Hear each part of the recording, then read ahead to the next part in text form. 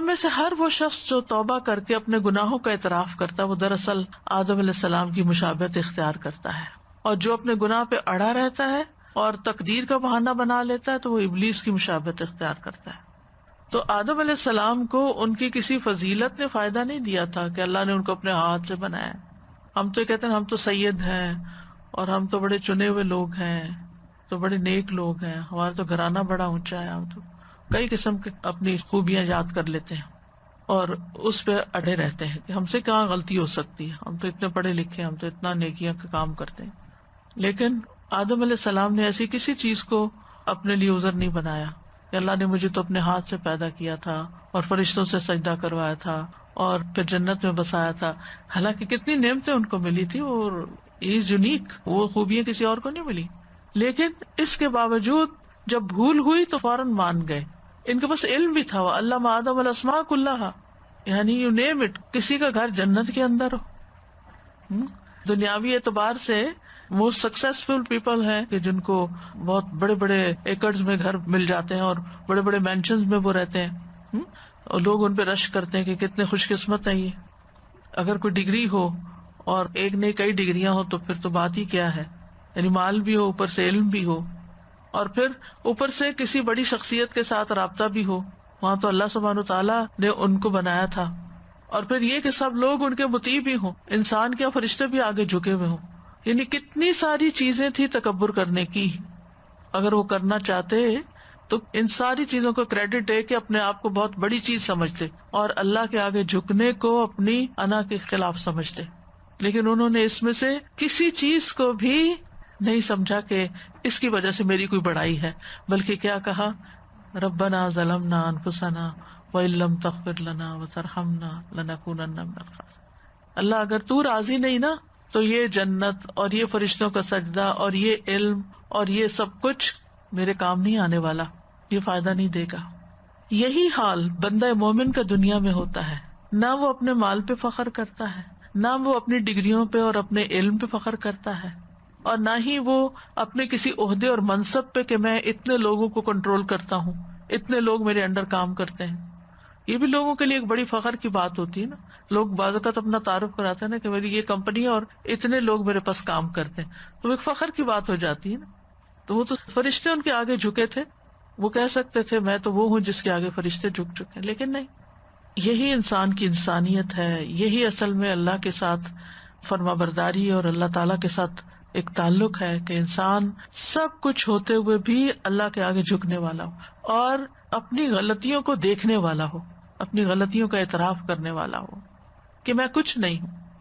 اور یہ بھی آپ دیکھیے کہ دنیا میں ہمیں کتنی بھی عزت اور کتنا بھی شرف مل چکا ہو، لیکن اگر اللہ راضی نہیں اور اللہ کی نافرمانیاں کر کے گئے تو کوئی ٹھکانہ نہیں، کسی نے کام نہیں آنا، کوئی فائدہ نہیں دے گا۔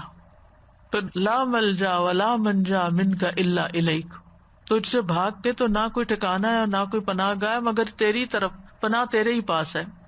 تو انہوں نے رب کی تعظیم بجا لاتے ہوئے ادب کے ساتھ معاملہ کیا، اور یہی ہم سب پر لازم ہے کہ رب کی تعظیم کرے۔ اور یہ جو ہم اس عشرے میں ہر وقت اللہ اکبر اللہ اکبر اللہ اکبر پکار رہے ہیں، اس کا مقصد یہی۔ مجھے تو اس دفعہ اس کا مطلب بھی کچھ اور طرح سمجھ آیا کہ اللہ سبحانہ تعالیٰ ان 10 دنوں میں ہمیں پوری طرح ٹریننگ دے رہے ہیں۔ یعنی میں غور کر رہی تھی کہ کیوں آخر سب سے افضل کام ان دنوں میں تکبیر پڑھنا ہے، صدقہ خیرات کو، روزے کو، نماز کو، باقی چیزوں کو، یعنی وہ بھی اپنی جگہ نیکیاں ہیں، افضل ہیں، لیکن سب سے افضل کام تکبیرات پڑھنا ہے۔ تو جب ہم شعور کے ساتھ اللہ کو بڑا مان لیتے ہیں تو پھر آپ دیکھیے 10 دن ہم پکارتے رہے اللہ سب سے بڑا، اللہ سب سے بڑا، اللہ سب سے بڑا، تو پھر کیسے ہو سکتا ہے ہم اللہ کا حکم نہ مانیں؟ پھر کیسے ہو سکتا ہے ہم اللہ تعالیٰ کا ادب نہ کریں؟ پھر کیسے ہو سکتا ہے ہم اللہ کے آگے نہ جھکیں؟ پھر کیسے ہو سکتا ہے کہ خالصتاً اللہ ہی کی رضا کے لیے کوئی کام نہ کریں؟ کیونکہ ہمیں بڑوں کے سامنے بڑا بننے کی اور ان کی نظروں میں بڑا بننے کی خواہش ہوتی ہے نا، کہ کوئی بڑا ہمیں اکنالج کرے۔ آپ دیکھیں چھوٹے چھوٹے بچے بھی ہوتے ہیں نا، تو جب کوئی ان سے بات کرتے پہلے اپنے ماں باپ کو دیکھتے ہیں نا کہ وہ راضی ہیں کہ میں اس سے بات کروں یا میں یہ کام کر لوں۔ تو اسی طرح جو انسانوں کا غلام ہوتا ہے وہ صرف انسانوں کی طرف دیکھتا ہے، میرے ماں باپ خوش ہیں میں یہ کام کر لوں، کوئی نہیں دیکھتا اللہ خوش ہے یا نہیں۔ عام طور پہ لوگ صرف اپنے سے اوپر جو بڑا ہے اس کو دیکھ لیں گے. استاد خوش ہے، پیر خوش ہے، بزرگ میرا خوش ہے، فلاں خوش ہے، اگر وہ خوش ہے تو بس ٹھیک ہے، یہی میری جنت ہے. اور بعض اوقات لوگ اپنے ماں باپ کو خوش کرنے کے لیے اپنی بیوی پہ ظلم ڈھا رہے ہوتے ہیں. وہ کہتے ہیں یہی ہماری جنت ہے ماں باپ، یہ اگر ہم سے خوش ہے ہماری مرضی جس کے چاہے حقوق مار لیں. تو یہ جو غلطیوں کو نہ جاننا، نہ پہچاننا، نہ ان پہ معافی مانگنا، نہ ان سے نکلنا، یہ ایک اپنی جان پہ ظلم ڈھانا ہے. تو کسی انسان کو اس بات کی توفیق مل جائے کہ وہ اپنی غلطی دیکھ سکے اور اس پر شرمندہ ہو جائے اور پھر اللہ کے آگے جھک جائے، اللہ کو اپنا رب مان لے اور پھر اپنی حالت کو پیش کرے، ظلمنا انفسنا، اللہ جان پہ ظلم ہو گیا، ہم نے غلطی کر لی ہے، اور پھر اپنے معاملے کو اللہ کے سپرد کر دے، وَإِن لَّمْ تَغْفِرْ لَنَا وَتَرْحَمْنَا، اور پھر امید رکھے کہ اللہ ہمیں معاف کر دے گا، اور اگر نہ کیا تو پھر تو کوئی نجات کی جگہ ہی نہیں، لَنَكُونَنَّ مِنَ الْخَاسِرِينَ. تو اس لیے یہ دعا بہت کچھ سکھاتی ہے ہمیں.